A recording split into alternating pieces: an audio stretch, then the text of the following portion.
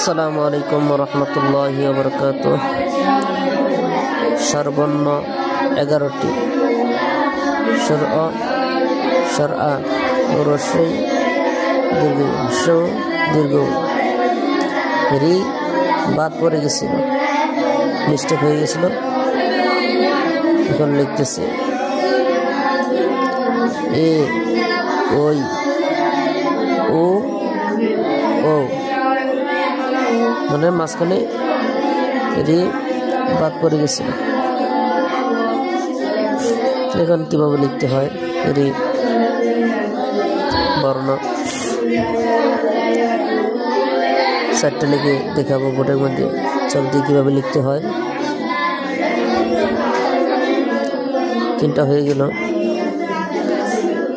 74 নম্বর লেখা হচ্ছে।